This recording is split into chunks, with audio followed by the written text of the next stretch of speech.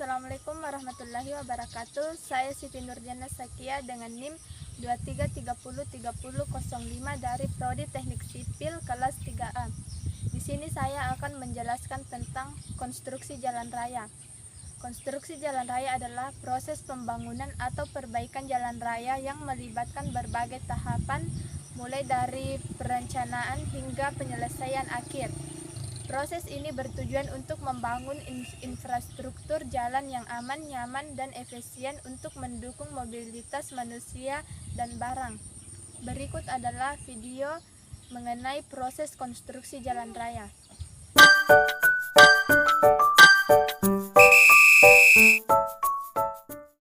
Proses pembuatan jalan dan pengaspalan jalan. Pertama yaitu pekerjaan pemetaan atau pengukuran badan jalan.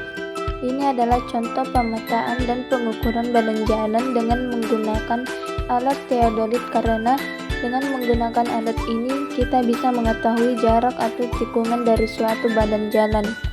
Yang kedua, pekerjaan clearing dan grubbing atau pembersihan badan jalan dari pohon dan sampah. Ini adalah salah satu contoh pembersihan badan jalan dari pohon dan sampah menggunakan ekskavator. Ketiga, pekerjaan stripping atau pembentukan badan jalan. Ini adalah salah satu bentuk pekerjaan galian dan timbunan. Ekskavator akan memberikan tanah ke dump truck sehingga dump truck akan membawa tanah itu ke tempat tanah yang akan ditimbun. Keempat, pekerjaan subgrade atau pemadatan tanah. Metode pemadatan tanah dasar yang jelek dan mengandung lempung. Tanah dasar yang lembab dikupas dan dibalik-balik menggunakan grader atau doser. Lakukan cara ini sampai tanah dasar bagian bawah yang lembab terbalik. Dengan metode ini memudahkan mengeringkan tanah dasar yang lembab yang mengandung lempung. Ini adalah kondisi tanah dasar yang lembab dan mengandung lempung ketika dipegang masih lembek. Langkah selanjutnya, tanah dasar yang lembab kita jemur atau dibiarkan mengering selama 6 jam dengan catatan kondisi cerah atau panas. Setelah tanah dasar yang dijemur kering, gunakan alat vibrosipot untuk pemadatan. Lakukan proses ini dengan metode 4 pas atau 4 lintasan dengan getaran yang pas low, 2 pas high. Alat ini sangat cocok buat kondisi tanah dasar yang mengandung lempung dan lembab dengan ketebalan lapisan pemampatan 20-25 cm. Lakukan proses ini pada di permukaan tanah dasar secara merata. Setelah proses pemadatan menggunakan sipot, dilanjutkan menggunakan vibro roller. Dengan metode pemadatan 4 pas atau 4 lintasan dengan 4 pas getaran yang high.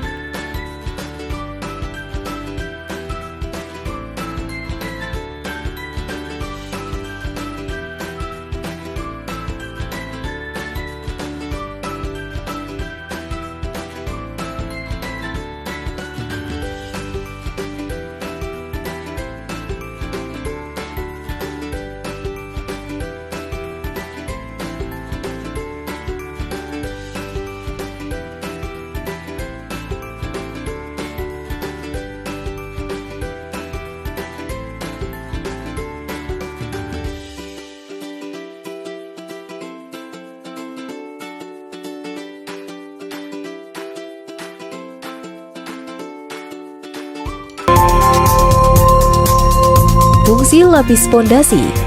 Fungsi utamanya pada perkerasan lentur adalah untuk menyebarkan beban kendaraan agar tegangan yang sampai ke tanah dasar tidak melampaui tegangan yang dapat menimbulkan deformasi berlebih. Jenis dan fungsi lapis pondasi agregat. Terdapat 3 kelas yang berbeda dari lapis pondasi agregat, yaitu kelas A, kelas B, dan kelas S. Pada umumnya, lapis pondasi agregat kelas A adalah mutu lapis pondasi atas. Untuk lapisan di bawah, lapisan beraspal. Lapis pondasi agregat kelas B adalah untuk lapis pondasi bawah. Lapis pondasi agregat kelas S digunakan untuk bahu jalan tanpa penutup. Persyaratan bahan dan campuran. Fraksi agregat kasar. Lapis pondasi agregat kelas A, minimal 95% berat agregat kasar, mempunyai 1 bidang pecah dan minimal 90% mempunyai 2 bidang pecah. Lapis pondasi agregat kelas B, minimal 60% berat agregat kasar, mempunyai 1 bidang pecah dan minimal 55% mempunyai 2 bidang pecah. Fraksi agregat halus harus terdiri dari partikel pasir atau batu pecah halus. Fraksi bahan yang lolos ayakan nomor 200 tidak boleh melampaui 2/3 fraksi bahan yang lolos ayakan nomor 40. Toleransi dimensi dan elevasi. Permukaan lapis akhir harus sesuai dengan gambar rencana. Pada permukaan semua lapis pondasi agregat tidak boleh terdapat ketidakrataan yang dapat menampung air, dan semua punggung atau chamber permukaan itu harus sesuai dengan yang ditunjukkan dalam gambar. Tebal minimum lapis pondasi agregat kelas A tidak boleh kurang 1 cm dari tebal yang disyaratkan. Persyaratan peralatan. Alat penghampar agregat harus menggunakan peralatan mekanis yang layak pakai, mampu menyebarkan bahan lapis pondasi agregat dengan lebar dan toleransi permukaan yang diinginkan, serta tidak menimbulkan segregasi. Alat untuk pemadatan.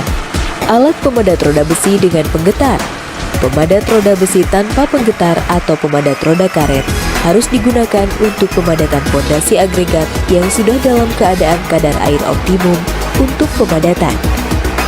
Alat pemadat roda besi dengan penggetar hanya boleh digunakan pada awal. Alat pengangkutan. Dam truk dengan penutup terpal harus digunakan untuk pengangkutan bahan ke lokasi pekerjaan. Bahan harus digelar dalam keadaan air optimum untuk pemadatan dengan penggilas. Perkakas-perkakas lain yang termasuk dalam daftar berikut ini harus disediakan dalam jumlah yang cukup dan ditambah dengan perkakas lainnya yang diperlukan. Mistar pengecek kerataan permukaan. Alat perata dengan manual. Penyiapan bahan agregat. Bila jenis dan sumber agregat yang akan digunakan berbeda, maka satu sama lain tidak boleh bercampur atau di stok file terpisah dan tidak terlalu tinggi untuk mencegah segregasi. Penyiapan peralatan. Semua peralatan harus layak pakai dan jumlahnya cukup, seperti truk jungkit atau truk pengangkut, Fulvi mixer, loader, motor grader, truk tangki air, pemadat getar, dan peralatan bantu. Pekerjaan persiapan untuk penghamparan. Bila mana akan dihampar pada perkerasan atau bahu jalan lama, semua kerusakan yang terjadi harus diperbaiki terlebih dahulu. Bila mana akan dihampar pada suatu lapisan perkerasan lama atau tanah dasar baru yang disiapkan atau lapis pondasi yang disiapkan, maka lapisan ini harus diselesaikan sepenuhnya. Sebelum pekerjaan dimulai, maka lapisan dasar yang akan dilapisi harus telah dipersiapkan dengan panjang paling sedikit 100 meter, secara menerus dan memenuhi persyaratan. Bila mana lapis pondasi agregat akan dihampar langsung di atas permukaan perkerasan aspal lama yang kondisi tidak rusak, maka harus dilakukan penggarukan atau pengaluran pada permukaan perkerasan aspal lama dengan grader agar diperoleh tahanan geser yang lebih baik. Pekerjaan penghamparan. Bahan lapis pondasi agregat harus dibawa ke badan jalan sebagai campuran yang merata dan harus dihampar pada kadar air dalam rentang yang disyaratkan. Kadar air dalam bahan harus tersebar secara merata. Setiap lapis harus dihampar pada ketebalan yang merata agar menghasilkan tebal padat yang diperlukan dalam toleransi yang disyaratkan. Bila mana akan dihampar lebih dari satu lapis, maka lapisan-lapisan tersebut harus diusahakan sama tebalnya. Lapis pondasi agregat harus diangkut, dihampar dan dibentuk dengan salah satu metode yang disetujui yang tidak menyebabkan segregasi pada partikel agregat kasar dan halus. Bahan yang bersegregasi harus diperbaiki atau dibuang dan diganti dengan bahan yang bergradasi baik. Tebal padat minimum untuk pelaksanaan setiap lapisan harus 2 kali ukuran terbesar agregat lapis pondasi. Tebal padat maksimum tidak boleh melebihi 20 cm. pekerjaan pemadatan. Bila mesin gilas statis beroda saja dianggap mengakibatkan kerusakan atau degradasi berlebihan dari lapis pondasi agregat, maka untuk pemadatan akhir dianjurkan agar menggunakan mesin gilas beroda karet. Pemadatan harus dilakukan hanya bila kadar air dari bahan berada dalam rentang 1,5% di bawah kadar air optimum sampai 1,5% di atas kadar air optimum, di mana kadar air optimum adalah seperti yang ditetapkan oleh kepadatan kering maksimum modifikasi atau modified yang ditentukan oleh SNI 03 1743 1989 metode D. Operasi penggilasan harus dimulai dari tepi terendah dan bergerak ke titik tertinggi dalam arah memanjang. Pada bagian super elevasi, penggilasan harus dimulai dari bagian yang rendah dan bergerak sedikit demi sedikit ke bagian yang lebih tinggi. Operasi penggilasan harus dilanjutkan sampai seluruh bekas roda mesin gilas hilang dan lapis tersebut terpadatkan secara merata. Bahan sepanjang kerb, tembok, dan tempat-tempat yang tidak terjangkau dengan mesin gilas harus dipadatkan dengan timbris mekanis atau alat pemadat lainnya yang dapat menghasilkan kepadatan yang baik. Kepadatan paling sedikit 100% dari kepadatan kering maksimum modifikasi atau modified seperti yang ditentukan oleh SNI 03 1743 1989 metode D. Pengendalian mutu, kualitas personil, tersedianya laboratorium yang memadai, peralatan yang sesuai dengan terkalibrasi, pelaksanaan pengendalian mutu setiap tahapan. Pengujian. Jumlah data pendukung pengujian bahan yang diperlukan harus mencakup seluruh jenis pengujian yang disyaratkan dan minimum 3 contoh yang mewakili setiap sumber bahan yang diusulkan, yang dipilih untuk mewakili rentang mutu bahan yang mungkin terdapat pada sumber bahan tersebut. Bahan baru dapat digunakan apabila telah mendapat persetujuan dan bila terjadi perubahan mutu bahan atau metode produksinya, maka seluruh jenis pengujian bahan harus diulangi lagi. Suatu program pengujian rutin pengendalian mutu bahan harus dilaksanakan untuk mengendalikan ketidakseragaman bahan yang dibawa ke lokasi pekerjaan. Pengujian harus dilakukan setiap 1000 meter kubik bahan yang diproduksi, paling sedikit harus meliputi tidak kurang dari 5 pengujian indeks plastisitas, 5 pengujian gradasi partikel, 1 uji penentuan kepadatan kering maksimum menggunakan SNI 03 1743 1989 metode D. Pengujian CBR harus dilakukan dari waktu ke waktu. Kepadatan dan kadar air bahan yang dipadatkan harus secara rutin diperiksa menggunakan SNI 0328281992. Pengujian harus dilakukan pada seluruh kedalaman lapis tersebut pada lokasi yang ditetapkan, tetapi tidak boleh berselang lebih dari 200 meter. Kontrol kepadatan dengan prof rolling. Perbaikan lapis pondasi yang tidak memenuhi persyaratan. Lokasi hamparan dengan tebal atau kerataan permukaan yang tidak memenuhi batasan toleransi atau yang permukaannya menjadi tidak rata baik selama pelaksanaan atau setelah pelaksanaan. Harus diperbaiki dengan membongkar lapis permukaan tersebut dan mengurangi atau menambahkan bahan sebagaimana diperlukan. Kemudian dilanjutkan dengan pembentukan dan pemadatan kembali. Lapis pondasi agregat yang terlalu kering untuk pemadatan. Dalam hal rentang kadar air seperti yang disyaratkan, harus digaruk dan dilanjutkan dengan penyemprotan air dalam kuantitas yang cukup serta garuk kembali hingga kadar air campuran merata. Lapis pondasi agregat yang terlalu basah untuk pemadatan seperti yang ditentukan dalam rentang kadar air yang disyaratkan harus digaruk secara berulang-ulang pada cuaca kering dengan peralatan yang disetujui, disertai waktu jeda dalam pelaksanaannya.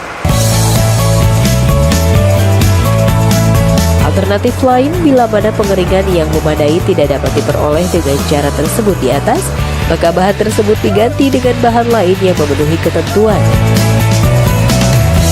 Perbaikan atas lapis pondasi agregat yang tidak memenuhi kepadatan yang disyaratkan dapat dengan melakukan pemadatan tambahan, penggarukan disertai penyesuaian kadar air dan pemadatannya kembali. Seluruh lubang pada pekerjaan yang telah selesai dikerjakan akibat pengujian kepadatan atau lainnya harus segera ditutup kembali dengan bahan lapis pondasi agregat dan dipadatkan sampai memenuhi kepadatan dan toleransi permukaan.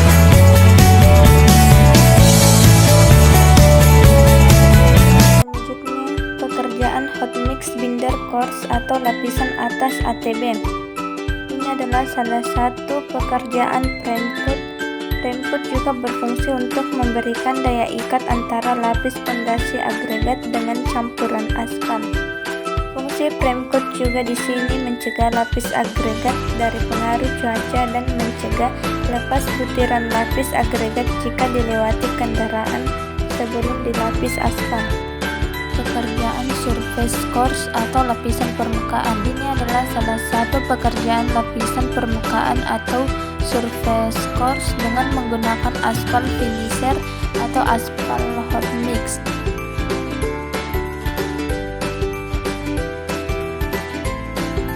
Kemudian pekerjaan finishing dan pekerjaan marka jalan.